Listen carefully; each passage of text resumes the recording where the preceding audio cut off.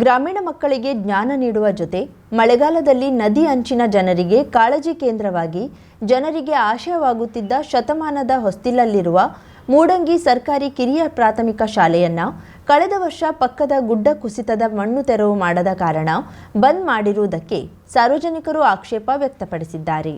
ಸರಿಯಾಗಿ 11 ತಿಂಗಳ ಹಿಂದೆ ಮಳೆ ಅಬ್ಬರಕ್ಕೆ ಗುಡ್ಡ ಕುಸಿದಿತ್ತು. ಬೃಹತ್ ಬಂಡೆ ಶಾಲೆಯ ಆವರಣಕ್ಕೆ ಬಂದು ಬಿದ್ದಿತ್ತು. ವಿದ್ಯಾರ್ಥಿಗಳು ಇಲ್ಲದ ಸಮಯದಲ್ಲಿ ನಡೆದಿದ್ದರಿಂದ ಯಾವುದೇ ಅಪಾಯ ಎದುರಾಗಿಲ್ಲ.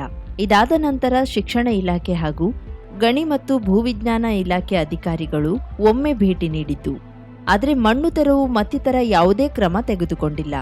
ಮಣ್ಣು ತೆರವುಗೊಳಿಸಿ ಮತ್ತೆ ಕುಸಿಯದಂತೆ ತಡೆಗೋಡೆ ಮತ್ತಿತರ ಕ್ರಮ ತೆಗೆದುಕೊಂಡಿದ್ರೆ ಯಾವುದೇ ಅಪಾಯ ಎದುರಾಗುತ್ತಿರಲಿಲ್ಲ ಎಂದು ಸ್ಥಳೀಯರು ಹೇಳುತ್ತಿದ್ದಾರೆ.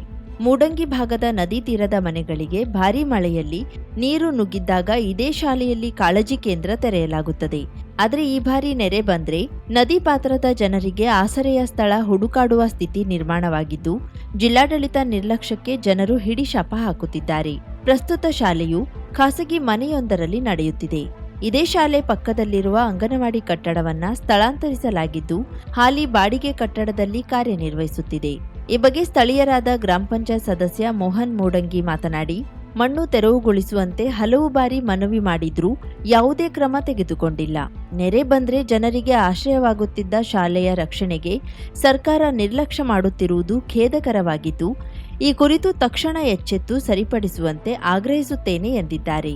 ಪ್ರಸ್ತುತ ಈ ಪ್ರದೇಶದ ಹಲವೆಡೆಯಾದ ಗುಡ್ಡ ಕುಸಿತ ಸ್ಥಳಗಳಿಗೆ ಗಣಿ ಭೂವಿಜ್ಞಾನ ಅಧಿಕಾರಿಗಳು ಭೇಟಿ ನೀಡಿ ತೆರಳಿದ್ದು, ಆದರೆ ಒಮ್ಮೆಯೂ ಇಲ್ಲಿ ಬರಲಿಲ್ಲ ಎಂದು ಜನರು ಅಸಮಾಧಾನ ವ್ಯಕ್ತಪಡಿಸಿದ್ದಾರೆ. ಕರಾವಳಿ ಮುಂಜಾವು ಡಿಜಿಟಲ್ ನ್ಯೂಸ್, ವಿನಾಯಕ್ ಶಾಸ್ತ್ರಿ, ಗೋಕರ್ಣ. ವಿದ್ಯುತ್ ಪ್ರಸರಣ ಇಲಾಖೆಯಲ್ಲಿ ಖಾಲಿ ಇರುವ 35,000 ಹುದ್ದೆಗಳನ್ನು ಹಂತ ಹಂತವಾಗಿ ಭರ್ತಿ ಮಾಡಲಾಗುವುದು.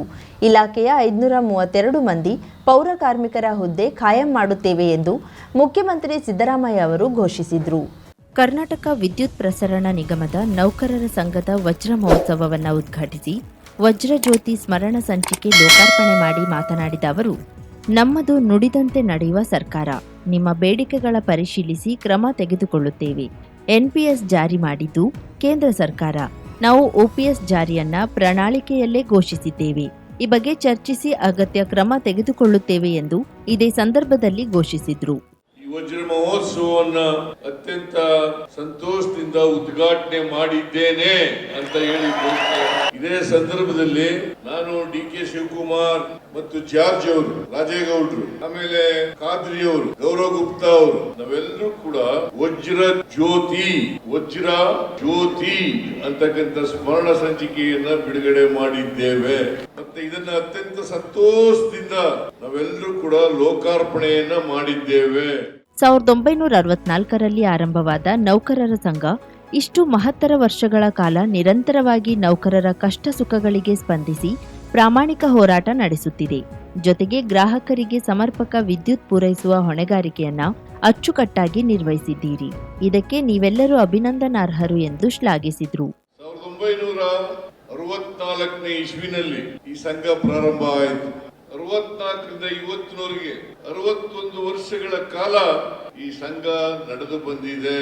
ಯಾವುದೇ ಸಂಘಟನೆಯಲ್ಲಿ 60 ವರ್ಷಗಳು ಮಹತ್ತರವಾದಂತ ಗಳಿಗೆ ಅಂತಕ್ಕಂಥ ಮಾತುಗಳನ್ನ ಹೇಳಲಿಕ್ಕೆ ಬಯಸ್ತಾ ಇದ್ದೇನೆ. 60 ವರ್ಷಗಳಿಂದ ಈ ಸಂಘಟನೆ ನೌಕರರ ಕಷ್ಟ ಸುಖಗಳಿಗೆ ಸ್ಪಂದಿಸಿ ನಿಮ್ಮ ಬೇಡಿಕೆಗಳನ್ನ ಈಡೇರಿಸತಕ್ಕಂತ ಪ್ರಾಮಾಣಿಕ ಪ್ರಯತ್ನ, ಹೋರಾಟ, ಜೊತೆಗೆ ವಿದ್ಯುತ್ ಗ್ರಾಹಕರಿಗೆ ಸಮರ್ಪಕವಾಗಿ ವಿದ್ಯುತ್ ಅನ್ನ ಪೂರೈಸತಕ್ಕಂತ ಕೆಲಸವನ್ನ ನೀವೆಲ್ಲ ಮಾಡ್ತಾ ಇದ್ದೀರಿ. ಅದಕ್ಕೋಸ್ಕರ ನಿಮ್ಮೆಲ್ಲರಿಗೂ ಕೂಡ ಸರ್ಕಾರದ ವತಿಯಿಂದ, ರಾಜ್ಯದ ಜನತೆಯ ವತಿಯಿಂದ ಹೃತ್ಪೂರ್ವಕವಾದಂತಹ ಧನ್ಯವಾದಗಳನ್ನ ಹೇಳಲಿಕ್ಕೆ ಬಯಸ್ತಾ ಇದ್ದೇನೆ. ಇಡೀ ಏಷ್ಯಾದಲ್ಲಿ ಮೊದಲಿಗೆ ವಿದ್ಯುತ್ ಉತ್ಪಾದನೆ ಆಗಿದ್ದು 1902ರಲ್ಲಿ ಕರ್ನಾಟಕದಲ್ಲಿ, 1905ರಲ್ಲಿ ಬೆಂಗಳೂರಿನಲ್ಲಿ ಪ್ರಥಮ ವಿದ್ಯುತ್ ಸರಬರಾಜು ಕಂಪನಿ ಆರಂಭಿಸಲಾಯಿತು. 1908ರಲ್ಲಿ ಮೊದಲ ಬಾರಿ ಅರಮನೆಗೆ ವಿದ್ಯುತ್ ಬಂತು. ಅಲ್ಲಿಂದ ಇಲ್ಲಿಯವರೆಗೆ ರಾಜ್ಯದಲ್ಲಿ ವಿದ್ಯುತ್ ಉತ್ಪಾದನೆಯಲ್ಲಿ ನಾವು 34,000 ಮೆಗಾವ್ಯಾಟ್ ಉತ್ಪಾದನೆ ಮಾಡುತ್ತಿರುವ ರಾಜ್ಯ ಎನ್ನುವ ಹೆಗ್ಗಳಿಕೆ ಕೇವಲ ನಮ್ಮ ರಾಜ್ಯದ್ದಾಗಿದೆ ಎಂದರು.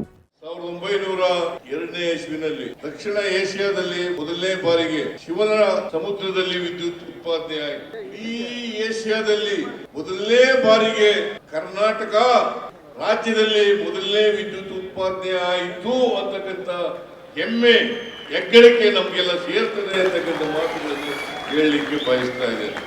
ಬೆಂಗಳೂರಿನಲ್ಲಿ ಮೊದಲನೇ ಬಾರಿಗೆ ವಿದ್ಯುತ್ ಸರಬರಾಜು ಪ್ರಾರಂಭ ಆಯಿತು. 1905ನೇ ಇಸ್ವಿ ವಿದ್ಯುತ್ ಬಂದು ದೀಪ ಉರಿಲಿಕ್ಕೆ ಪ್ರಾರಂಭ ಆಯಿತು. 1908ರಲ್ಲಿ ಅರಮನೆಯಲ್ಲಿ ವಿದ್ಯುತ್. ಸೊ ಅಲ್ಲಿಂದ ಈಚೆಗೆ ಇವತ್ತು ವಿದ್ಯುತ್ ಕರ್ನಾಟಕದಲ್ಲಿ ನಮಗೆ ಎಷ್ಟು ಬೇಕೋ ಅಷ್ಟು ವಿದ್ಯುತ್ ಅನ್ನು ಉತ್ಪಾದನೆ ಮಾಡ್ತಕ್ಕಂಥ ಶಕ್ತಿ ಬಂದಿದೆ ಅಂತ ಹೇಳ್ಕೊಳ್ಳಿಕ್ಕೆ ಹೆಮ್ಮೆ ಆಗ್ತಾ ಇದೆ. 2023ರಲ್ಲಿ ಅಧಿಕಾರಕ್ಕೆ ಬಂದ ಮೇಲೆ 34,000 ಮೆಗಾವ್ಯಾಟ್ ವಿದ್ಯುತ್ ಉತ್ಪಾದನೆ ಆಗ್ತಾ ಇದೆ. ಆಹಾರ ಉತ್ಪಾದನೆಯಲ್ಲಿ ನಾವು ಸ್ವಾವಲಂಬಿಗಳಾಗುತ್ತಿರುವುದು ವಿದ್ಯುತ್ ಉತ್ಪಾದನೆಯಲ್ಲಿ ಸ್ವಾವಲಂಬಿಗಳಾಗಿರುವ ಕಾರಣಕ್ಕೆ ಎಂದು ವಿಶ್ಲೇಷಿಸಿದ್ರು. ರೈತರಿಗೆ, ಕೃಷಿಗೆ, ಪಂಪ್ಸೆಟ್ಗಳಿಗೆ ಹಗಲಲ್ಲೂ 7 ಗಂಟೆ ಅಗತ್ಯ ವಿದ್ಯುತ್ ಸರಬರಾಜು ಮಾಡಲು ಶಕ್ತರಾಗುತ್ತೇವೆ. ಈ ಗುರಿ ಇಟ್ಟುಕೊಂಡು ಕೆಲಸಗಳು ನಡೆಯುತ್ತಿವೆ. 60,000 ಮೆಗಾವ್ಯಾಟ್ ಉತ್ಪಾದನೆ ಗುರಿ ನಾವು ತಲುಪಿದ ತಕ್ಷಣ ಇದು ಸಾಧ್ಯವಾಗಲಿದೆ. ವಿದ್ಯುತ್ ಪ್ರಮುಖ ಕಚ್ಚಾ ವಸ್ತು ಎನ್ನುವುದನ್ನು ನಾವು ಮರೆಯಬಾರದು ಎಂದರು. ರೈತರ ಪಂಪ್ ಸೆಟ್ಗಳಿಗೆ ನಾವು ಕೊಡ್ತಾ ಇರ್ತಕ್ಕಂಥದ್ದು 7 ಗಂಟೆಗಳ ಕಾಲ ಮಾತ್ರ ಕೊಡ್ಲಿಕ್ಕೆ ಸಾಧ್ಯ ಆಗ್ತಾ ಇದೆ. ನನ್ನ ಪ್ರಕಾರ ಇವತ್ತು ಆಹಾರದ ಉತ್ಪಾದನೆಯಲ್ಲಿ ನಾವು ಸ್ವಾವಲಂಬನೆ ಕಾಣಬೇಕಾದ್ರೆ, ಆಹಾರದ ಉತ್ಪಾದನೆಯನ್ನು ಬೇರೆ ದೇಶಗಳಿಗೆ ರಫ್ತು ಮಾಡಬೇಕಾದ್ರೆ ಇವತ್ತು ಆಹಾರದ ಉತ್ಪಾದನೆಯನ್ನು ಹೆಚ್ಚು ಮಾಡತಕ್ಕಂತ ಪ್ರಯತ್ನವನ್ನು ಮಾಡಬೇಕಾಗ್ತದೆ. ಅದಕ್ಕೋಸ್ಕರ ಪಂಪ್ ಸೆಟ್ಗಳ ಅಗತ್ಯ ಇದೆ. ನಾವು ನದಿಗಳ ಮೂಲಕ ನೀರಾವರಿ ಮಾಡ್ತಕ್ಕಂಥದ್ದು ಬಹಳ ಕಡಿಮೆ, ಆದ್ರೆ ಪಂಪ್ ಸೆಟ್ಗಳ ಮೂಲಕ ಹೆಚ್ಚು ನೀರಾವರಿಯನ್ನು ಮಾಡಲಿಕ್ಕೆ ಸಾಧ್ಯ ಆಗ್ತದೆ ಅಂತಕ್ಕಂಥ 2400 ಮೆಗಾವ್ಯಾಟ್ ವಿದ್ಯುತ್ ಅನ್ನು ಉತ್ಪಾದನೆ ಮಾಡಿ ಹಗಲೊತ್ತು 7 ಗಂಟೆ ವಿದ್ಯುತ್ ಅನ್ನು ಕೊಡ್ತಕ್ಕಂಥ ಪ್ರಯತ್ನವನ್ನು ನಮ್ಮ ಸರ್ಕಾರ ಮಾಡ್ತದೆ ಅಂತಕ್ಕಂಥ ಮಾತುಗಳನ್ನು ಹೇಳಲಿಕ್ಕೆ ಬಯಸ್ತೇನೆ. ಇವತ್ತು ವಿದ್ಯುತ್ ಸರಿಯಾದ ರೀತಿಯಲ್ಲಿ ಪಂಪ್ ಸೆಟ್ಗಳಿಗೆ ಸರಬರಾಜು ಆಗ್ಬೇಕಾದ್ರೆ ಅದಕ್ಕೆ ನೀವೆಲ್ಲರೂ ಕೂಡ ಕಾರಣ ಅಂತಕ್ಕಂಥ ಮಾತುಗಳನ್ನ ಹೇಳಲಿಕ್ಕೆ ಬಯಸ್ತಾ ಇದ್ದೇನೆ. ಕೆಲವೇ ವರ್ಷಗಳಲ್ಲಿ 60,000 ಮೆಗಾವ್ಯಾಟ್ ವಿದ್ಯುತ್ ಅನ್ನು ಉತ್ಪಾದನೆ ಮಾಡತಕ್ಕಂಥ ಗುರಿಯನ್ನ ಇಟ್ಟುಕೊಂಡಿದ್ದೇವೆ. 50,000ಕ್ಕೂ ಅಧಿಕ ಸಬ್ಸ್ಕ್ರೈಬರ್ಸ್, 1.68 ಕೋಟಿಗೂ ಮೀರಿದ ವ್ಯೂಸ್, ಸುದ್ದಿಯೊಂದು 10 ಲಕ್ಷಕ್ಕೂ ಹೆಚ್ಚು ವ್ಯೂಸ್ ಕಂಡ ಹೆಗ್ಗಳಿಕೆ, ವಸ್ತುನಿಷ್ಠ ಮತ್ತು ಖಾತ್ರಿಯಾದ ವರದಿಗಾರಿಕೆ, ಉತ್ತರ ಕನ್ನಡದ ಅತಿ ಹೆಚ್ಚು ಸಬ್ಸ್ಕ್ರೈಬರ್ ಹೊಂದಿರುವ ಯೂಟ್ಯೂಬ್ ಚಾನೆಲ್. ಕರಾವಳಿ ಮುಂಜಾವು ಡಿಜಿಟಲ್ ವೀಕ್ಷಕರಿಗೆ ಧನ್ಯವಾದ. ಇನ್ಮುಂದೆ ಸುದ್ದಿಯಲ್ಲ ಮತ್ತಷ್ಟು ಸೊಗಸು. ನಿಮ್ಮಲ್ಲಿಯ ಸಭೆ ಸಮಾರಂಭ, ಅಂಗಡಿ, ವ್ಯಾಪಾರ ಮಳಿಗೆಯ, ಸಹಕಾರಿ ಸಂಸ್ಥೆಯ ಶುಭಾರಂಭದ ಕಾರ್ಯಕ್ರಮಗಳ ವಿಸ್ತೃತ ವಿಡಿಯೋ ಸುದ್ದಿ.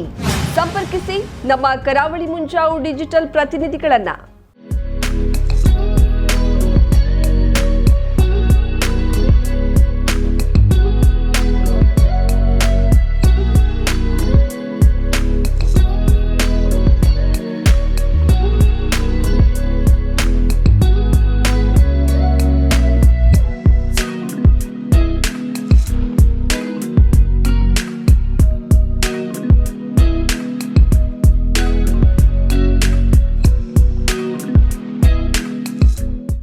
ಸಮಾರಂಭ ನಿಮ್ಮದು, ಸಂಭ್ರಮ ನಮ್ಮದು.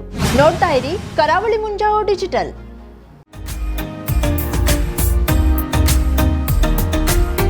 ಮಿಲನ್ ಎಂಟರ್ಪ್ರೈಸಸ್ ಬೃಹತ್ ಎಲೆಕ್ಟ್ರಾನಿಕ್ ಹಾಗೂ ಫರ್ನಿಚರ್ ಮಳಿಗೆ. ಉತ್ತರ ಕನ್ನಡ ಜಿಲ್ಲೆಯಲ್ಲೇ ಅತಿ ಹೆಚ್ಚು ಮಳಿಗೆಗಳನ್ನ ಹೊಂದಿರುವ, ಅತಿ ಹೆಚ್ಚು ಸಂತೃಪ್ತ ಗ್ರಾಹಕರನ್ನ ಹೊಂದಿರುವ ಮೂಲಕ ಹೆಗ್ಗಳಿಕೆಗೆ ಪಾತ್ರವಾಗಿರುವ ಏಕೈಕ ಸಂಸ್ಥೆ ಮಿಲನ್ ಎಂಟರ್ಪ್ರೈಸಸ್.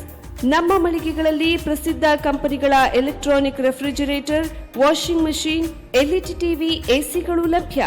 ಭಾರತದ ಕರಾವಳಿ ಹವಾಮಾನಕ್ಕೆ ಹೊಂದಿಕೊಳ್ಳುವ ನಂಬರ್ 1 ಬ್ರ್ಯಾಂಡ್ ಆದ ಗೋದ್ರೇಜ್ ಕಂಪನಿಯ ಕಪಾಟು, ಆಫೀಸ್ ಟೇಬಲ್, ಆಫೀಸ್ ಚೇರ್, ಬ್ಯಾಂಕ್ಗಳಿಗೆ ಹಾಗೂ ಚಿನ್ನದ ಅಂಗಡಿಗಳಿಗೆ ಬೇಕಾಗುವ ಸೇಫ್ ಲಾಕರ್ಗಳು ಅತಿ ಕಡಿಮೆ ಬೆಲೆಯಲ್ಲಿ ಲಭ್ಯವಿದೆ. Teak wood sofa set, wooden dining table ಹಾಗೂ ಗ್ರಾಹಕರಿಗೆ ಬೇಕಾಗುವ ಅಳತೆಯಲ್ಲಿ ನಿಮ್ಮ ಮನೆಗೆ ಹೊಂದಿಕೊಳ್ಳುವ ಹಾಗೆ ಫರ್ನಿಚರ್ ಗಳನ್ನ ಮಾಡಿಕೊಡಲಾಗುವುದು. ಕಸ್ಟಮೈಸ್ಡ್ ಕಿಚನ್, ವಾರ್ಡ್ರೋಬ್ ಗಳನ್ನ ಅತಿ ಹೆಚ್ಚು ವರ್ಷಗಳ ಕಾಲ ಬಾಳಿಕೆ ಬರುವ ಹಾಗೆ ವಾರಂಟಿಯೊಂದಿಗೆ ಮಾಡಿಕೊಡಲಾಗುವುದು.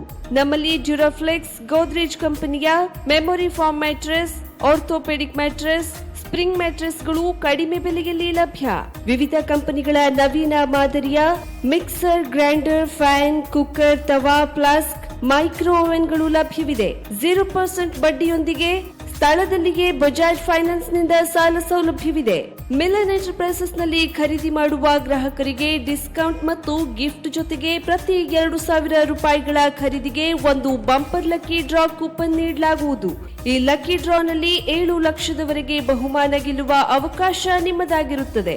ಲಕ್ಕಿ ಡ್ರಾದಲ್ಲಿ 1 ಕಾರ್, 2 ಬೈಕ್ ಮತ್ತು ರೆಫ್ರಿಜಿರೇಟರ್, ವಾಷಿಂಗ್ ಮಷಿನ್ ಸೇರಿದಂತೆ 30 ಲಕ್ಕಿ ಗ್ರಾಹಕರಿಗೆ ಬಹುಮಾನ ಗೆಲ್ಲುವ ಅವಕಾಶ. ಗ್ರಾಹಕರ ಸಂತೃಪ್ತಿಗೆ ನಮ್ಮ ಮೊದಲ ಆದ್ಯತೆ ಎನ್ನುವುದು ಮಿಲನ್ ಎಂಟರ್ಪ್ರೈಸಸ್ ನ ವಾಕ್ಯ. ಉತ್ತರ ಕನ್ನಡ ಜಿಲ್ಲೆಯ ನಮ್ಮ ಶೋರೂಮ್ಗಳಾದ old Mahalakshmi super market, Mulla stop ಹತ್ತಿರ, ಕಾಜುಬಾಗ್ ಕಾರವಾರ, ಅಗ್ರಿಕಲ್ಚರ್ ಆಫೀಸ್ ಎದುರುಗಡೆ ಮಾಸ್ತಿಕಟ್ಟೆ ರೋಡ್ ಹೊನ್ನಾವರ, ಸೀಮಾ ಕಾಂಪ್ಲೆಕ್ಸ್ ಹತ್ತಿರ Moni Basti main road Bhatkal, Indian bank ಎದುರು CP Bazar road Sirsi, JS building JN road Dandeli, KS building Motikeri road Haliyal. ಇಲ್ಲಿಗೆ ತಪ್ಪದೇ ಭೇಟಿ ನೀಡಿ ಸಂತೃಪ್ತರಾಗಿ.